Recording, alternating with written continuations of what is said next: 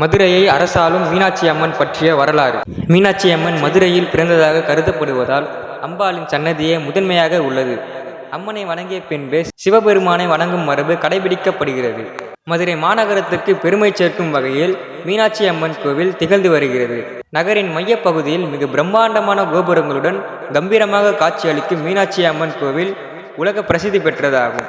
மிகப்பெரிய கோவிலாக கருதப்படும் இந்த கோவில் 1600 ஆண்டு கால பழமை வாய்ந்தது. இந்த கோவில் 17 ஏக்கர் பரப்பளவில் அமைந்துள்ளது. கோவிலின் மொத்த நீளம் 847 அடி, அகலம் 792 அடி ஆகும். ஆடி வீதியில் அமைந்துள்ள பிரகார சுவர் கிழக்கு மேற்காக 830 அடியிலும் வடகிழக்காக 730 அடியிலும் அமைய பெற்றுள்ளது. மீனாட்சி அம்மன் கோவிலில் மதுரைக்கு அழகு சேர்ப்பது அதன் கோபுரங்களும் அதில் உள்ள கலாசார சிற்பங்களும் தான்.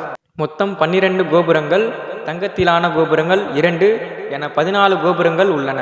இதில் கிழக்கு, மேற்கு, வடக்கு, தெற்கு என ஒவ்வொரு திசைக்கும் ஏற்றாற்போல் 4 பிரம்மாண்டமான வெளிப்புற கோபுரங்கள் அமைய பெற்றுள்ளன. இவை அனைத்தும் 9 நிலைகள் கொண்டவை ஆகும். இந்த 4 கோபுரங்களும் ராஜகோபுரங்கள் என்று அழைக்கப்படுகிறது. இந்த கோவில் மீனாட்சி சுந்தரேஸ்வரர் கோவில் என்று அழைக்கப்பட்டு வருகிறது. மீனாட்சி அம்மன் மதுரையில் பிறந்ததாக கருதப்படுவதால் அம்பாளின் சன்னதியே முதன்மையாக உள்ளது. அம்மனை வணங்கிய பின்பே சிவபெருமானை வணங்கும் மரபு கடைபிடிக்கப்படுகிறது. மீனாட்சி அம்மன் சிலை மரகதத்தால் ஆனது. பாண்டிய மன்னன் குலசேகர பாண்டியனின் கனவில் சிவபெருமான் வந்ததால் அவர் கடம்பவனம் என்ற காட்டை அழித்து மதுரை மாநகரையும் இந்த சிவசக்தி தலத்தையும் அமைத்ததாக கூறப்படுகிறது. மீனாட்சி வரலாறு. மதுரையை ஆண்டு வந்த மலையத்துவச பாண்டியனும் அவரது மனைவி காஞ்சனமாலையும் மகப்பேறு வேண்டி இறைவனை வழிபட்டு வந்தனர். பல்வேறு யாகங்களை செய்தனர். பிறகு பிரம்மன் உபதேசித்ததன் பேரில் முத்திரகாமேட்டு யாகம் மேற்கொண்டனர். அப்போது அவர்களுக்கு அருளும் பொருட்டு இவ்வுலகையே ஈன்று அன்னையான உமாதேவியார் அந்த யாக குண்டத்தில் 3 தனங்களை உடைய பெண் குழந்தையாக தோன்றினார். அக்குழந்தையின் உருவிலே இருக்கும் மாற்றம் கண்டு மனம் அருந்தினர். அப்போது சிவபெருமான் அசரீரியாக, மன்னா, மனம் வருந்தாதே, இக்குழந்தைக்கு தடாதகை என்று பெயரிட்டு கல்வி கேள்விகளில் சிறப்பு பெறுமாறு அனைத்து கலைகளையும் கற்றுக்கொடு. தனக்கேற்ற கணவனை இக்குழந்தை காணும்போது மிகுதியாக உள்ள ஒரு தனம் மறைந்துவிடும் என கூறினார். அரசனும் மன அமைதி பெற்றான்.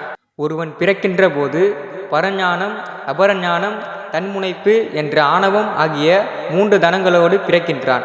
தடாதகைக்கு இறைவனை பார்த்தவுடன் 3வது தனம் மறைந்தது போல மனிதன் இறைவனை நினைப்பதால் ஆணவம் என்ற 3வது தனம் மறையும் என்பது தத்துவம். தடாதகை நாளொரு மேனியும் பொழுதொரு வண்ணமுமாக வளர்ந்து கல்வி கேள்விகளில் சிறந்து வீரமிக்கவளாக வளர்ந்தாள். பாண்டிய நாட்டின் அரசியானாள். செங்கோல் வலுவாமல் சிறந்த முறையில் ஆட்சி செலுத்தினாள். பாண்டிய நாடு பெருவளம் பெற்று பொன்னாடாக பொலிவு பெற்றது. தடாதகை தன் நாட்டின் எல்லையை விரிவுபடுத்த எண்ணிய பல குறுநில மன்னர்களின் மீது படையெடுத்து சென்று வென்றாள். பிறகு பெரும்படையுடன் சென்று கைலம்பதியை அடைந்து போர் முரசு கொட்டினாள். அவளை எதிர்த்த பூத படைகளும் நந்தி தேவரின் படைகளும் தோல்வியை தழுவின. இதனை அறிந்த இறைவன் போர்க்கோலத்துடன் அங்கே எழுந்தருளினார். அப்பெருமானை தன்னெதிரே கண்டதும் தடாதகை பெண்ணுக்கே உரிய அச்சம், மடம், ஞானம், பயிர்ப்பு என்ற 4 வகை நெறியில் நாணி தலை குனிந்தாள். அவரது 3வது தனங்களில் ஒன்று மறைந்தது. இறைவனையே தனக்குரிய கணவன் என்பதை உணர்ந்தாள்.